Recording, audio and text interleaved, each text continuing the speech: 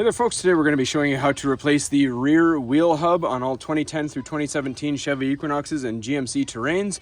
Now this one in particular that we're working on is front wheel drive, so it doesn't have a CV axle. The only difference that you'll have if you're all wheel drive is you have to take out a 36mm nut and knock the axle back. But other than that, it'll be all the same. And our part number is right there. So let's go ahead and get started. We first got to get the brake caliper, the mounting bracket, and the rotor off. All right, so first thing we need to do, we're going to take this off before we take the caliper. We're going to use a Torx T30 screwdriver. This is an impact screwdriver. Just going to use a hammer, hit it while we twist it. We put some penetrating fluid on there ahead of time. All right, so now we need to remove these two 14mm bolts holding on the caliper. It's best to use a wrench or ratcheting wrench because a ratchet may hit this and get in the way.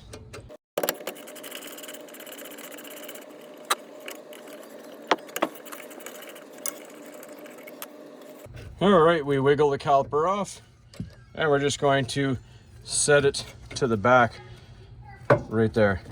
All right, and then you have your two 15mm bolts right here that hold the caliper mounting bracket on.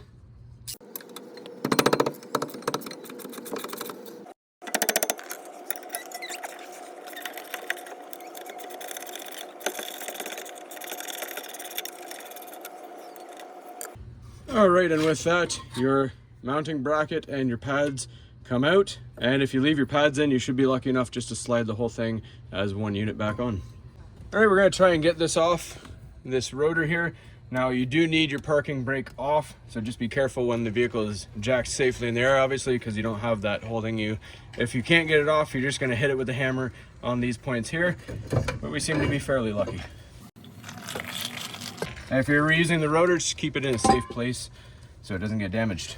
All right, so now this is the hub that we're taking off. So if we look at the back, I'm gonna try and get you the best angle. So before I set you down on the tripod, I will show you where the bolts are here. So if we look at the back, you can see the 4 bolts there, up there, and right here. So we need to put some penetrating fluid on those and then take them out. All right, so just off camera, I took my 17-inch, half-inch drive breaker bar here, and I got a 13mm impact socket on it. That is the easiest way to get in here. Break them free with the breaker bar and then switch to a 3/8 drive ratchet and take them out the rest of the way.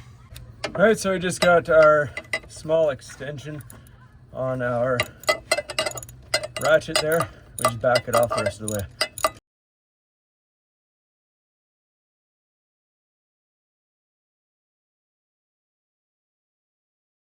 All right, and this would be significantly easier without the camera in the way. I'm just trying to stay out of your way is all.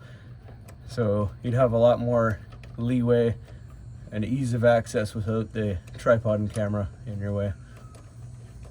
So I'm just using, once they're loose and the ratchet's free spinning, just use the extension and the socket the rest of the way, kind of like a screwdriver. All right, so everything is loose. This doesn't have anything holding it together now other than the corrosion. So we're going to be using this tool now to break it free. I'll put a link in the description below for this. I bought it off of Amazon. So we place this on to our threads, and this should work for 5, 6, and 8 stud designs. You can see it has a striking plate on either side, and it comes with bolts, and these are the right size for our studs. So we thread those on. We're just gonna hit them with the impact, and then we use the hammer, and it should help break this piece free.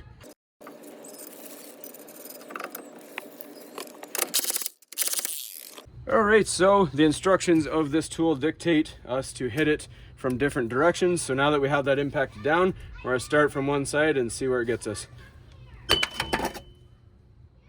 Okay, that was a lot easier than I anticipated. And one note that is very important, and I do apologize for not making this note, before you take this off, disconnect this wire from right here. I did not do that. Mine was loose. It doesn't have a lock on it, but if you don't do that, you risk damaging that. So again, sorry for not mentioning that, totally slipped my mind. So now we're going to clean up this surface and everything. All right, so let's get this tool off, just get our impact and take these two nuts off and we'll be good to go.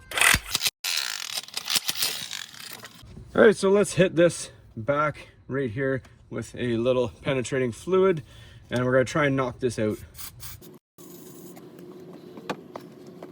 All right, so we're going to try and use the same tool that we used to hammer this off. We want to get this hub off.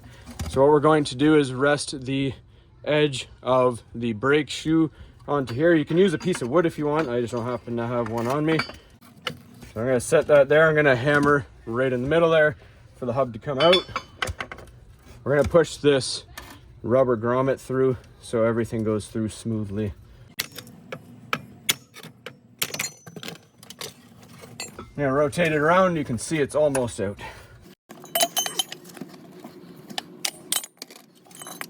All right, connector comes out the rest of the way. There is our old hub. And the reason we're replacing this hub, you can hear it's still good.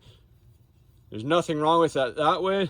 The only reason is we have the service STABILITRAK warning come on. There's supposed to be a brown tone ring right where the silver is, but it is gone. So hopefully this will fix it. All right, so I just got a brass brush. We're going to clean that mating surface. You can see all that rust and corrosion on there. And then also the mating surface in here where the hub was sitting. So just put it on an impact driver or a drill.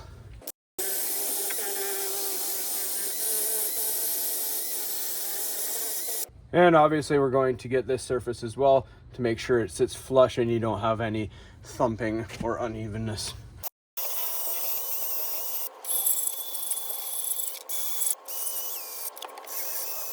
All right, so we just use a little anti-seize. We're gonna place it in here and then just along the mating surface to prevent any future corrosion.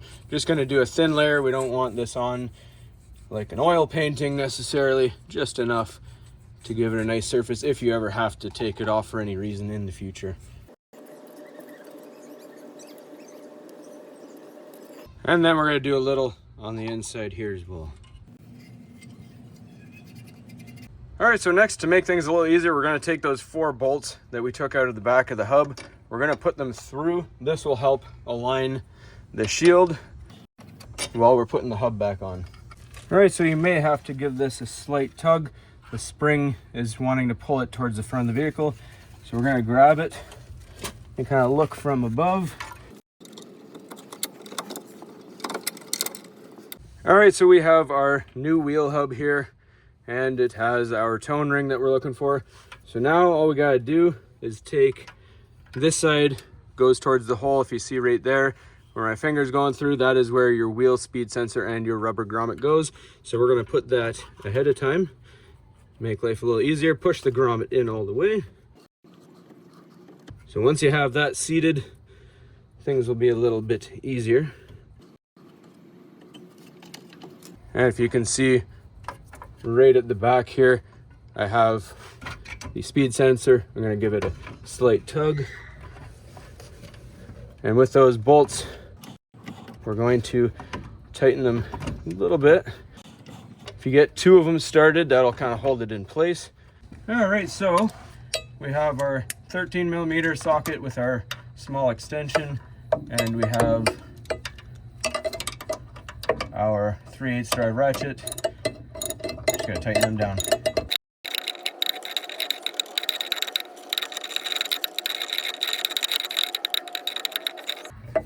All right, make sure you do this evenly. So you're gonna go start on one, whichever one you start on, go diagonally across. So I'm starting on the top here at the back. So I'm gonna move to the bottom on the front, and then you're gonna cross over and cross over again.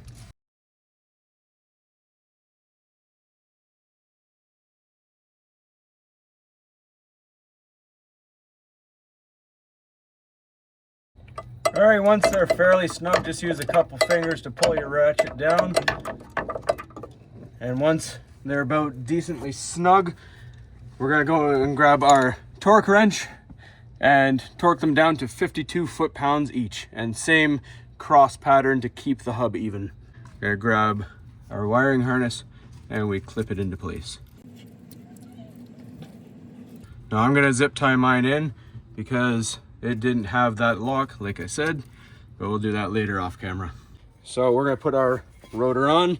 We take our set screw right there, make sure it's lined up right there.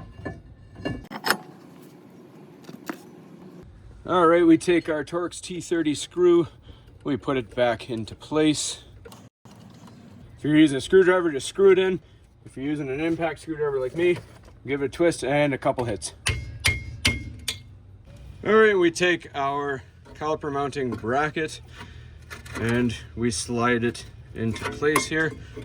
And we just line up the holes in the back, grab our bolts, and just like the hub, we may have to wiggle it back and forth.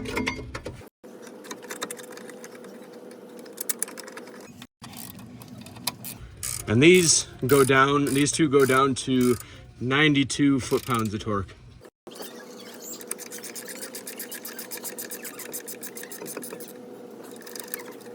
All right, caliper goes on. You shouldn't have to compress the piston if you're putting the same pads back on. And these two bolts for the caliper go down to 20 foot-pounds.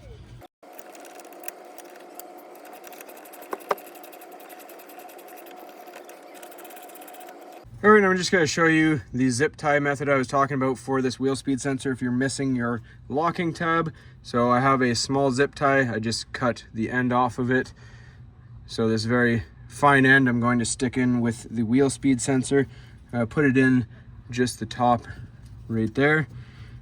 And then I'm going to use that kind of as a wedge to get my sensor to have some resistance there. So hopefully that'll hold. So now you just get your wheel back on, 140 foot-pounds on the lug nuts. Then I'm gonna show you inside the vehicle and see if the service STABILITRAK goes away. All right, so we're gonna start the vehicle up. The service STABILITRAK should go away. We just have our service tire monitor system. I apologize for the glare, it's awful sunny out. Looks like it has disappeared. We're just gonna go for a quick roll around the parking lot and see if it stays gone away. All right, so as you can see, we've driven just over 1 kilometer now and there's no service STABILITRAK on there, so that's a good sign. Hopefully this helped everybody. Links are in the description for all the products used. And as always, please don't forget to like and subscribe.